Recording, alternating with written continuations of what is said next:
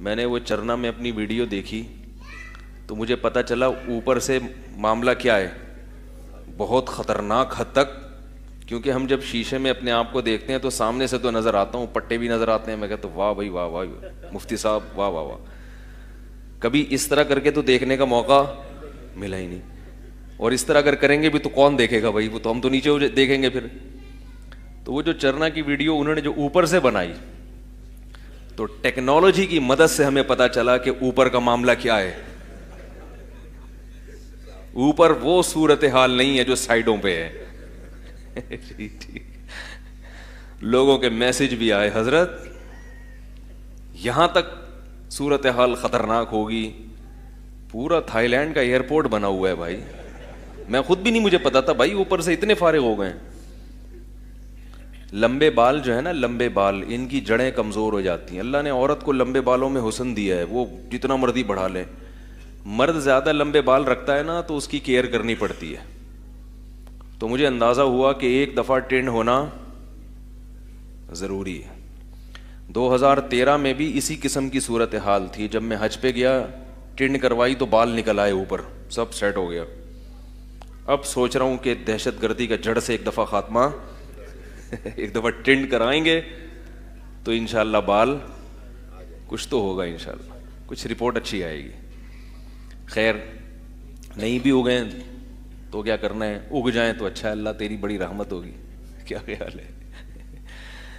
تو بال بھی اللہ کی بہت بڑی نعمت ہے. پہلے میں نہیں سمجھتا تھا بالوں کو نعمت، میں یہ سمجھتا تھا کہ گنجا ہونا کیا ہے. کیونکہ ہم دیکھتے تھے بھائی تبلیغ والے بھی گنجے رہتے ہیں زیادہ تر، سب تو نہیں. خانقاہوں میں ہم دیکھتے تھے کہ جو اہل اللہ سے تعلق رکھتے ہیں وہ بھی کیا رہتے ہیں، ٹرینڈ کرا کے رکھتے ہیں. تو میں یہ سمجھتا تھا کہ ٹرینڈ کرانا کیا ہے افضل. کسی نے بتایا کہ حضرت علی رضی اللہ تعالیٰ عنہ کی سنت ہے، اور پھر ہم نے روایت پڑھی کہ حضرت علی فرماتے تھے کہ مجھے اپنے سر سے دشمنی ہو گئی. وہ ایک روایت ہے، تو میں سر کیا رکھتا ہوں، سر صاف رکھتا ہوں. تو ان روایتوں سے میں یہ سمجھتا تھا کہ، لیکن جب ہم نے خود ریسرچ کی، خود تحقیق کی، تو پتہ چلا کہ بال رکھنا کیا ہے افضل. نبی کے تو پٹے والے بال تھے، صحابہ کے بھی بڑے بال ہوا کرتے تھے.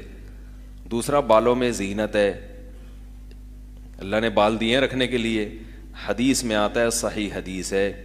جلدی سے یہ بات سمجھ کے اپنے موضوع کی طرف آ رہا ہوں کہ پچھلی امتوں میں 3 شخص تھے جو بڑی آزمائش میں تھے. اللہ نے فرشتے کو بھیجا، فرشتے نے پوچھا کیا مسئلہ. ایک نے کہا کہ غربت ہے، ایک کو پرابلم یہ تھی اس کے بال نہیں تھے سر پہ. تو لوگ مذاق اڑاتے تھے. تو اس فرشتے نے کہا کیا چاہیے. فرشتہ نہ مختار کل نہیں ہوتا. لوگ کہہ سکتے ہیں جب فرشتوں سے مدد مانگنا جائز ہے تو نبی سے کیوں جائز نہیں ہے. فرشتے کو اللہ نے بھیجا تھا کہ یہ جو ان کی حاجت ہو بتا دو، وہ حاجت میں پوری کر دوں گا. تو ورنہ وہ لوگ اس وقت کے نبی سے بھی مانگ سکتے تھے. تو فرشتے نے کہا کہ بھائی ٹھیک ہے. تو گنجے کے سر پہ بال نکل آئے، اور جو غریب تھا اس کو اللہ نے مال و دولت دے دی، اور جو کوڑ کا مریض تھا اس کو بھی اللہ نے شفا دے دی. پھر وہ فرشتہ دوبارہ گیا انسانی شکل میں. تو ان میں ایک شخص آزمائش میں کامیاب ہوا، شکر گزار بنا. 2 کیا ہو گئے، ناکام.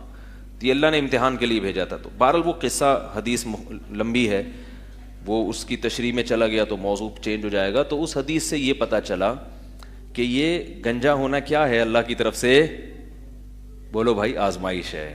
کل میں نے ایک صاحب کے دیکھا پورا ایئرپورٹ نا کم عمری میں ہی، اور جب قدرتی بال گرتے ہیں تو بڑا زبردست ایئرپورٹ بنتا ہے، وہ رن وے بنتا ہے بالکل. ان کو ہیلمٹ پہننے کی ضرورت نہیں ہے.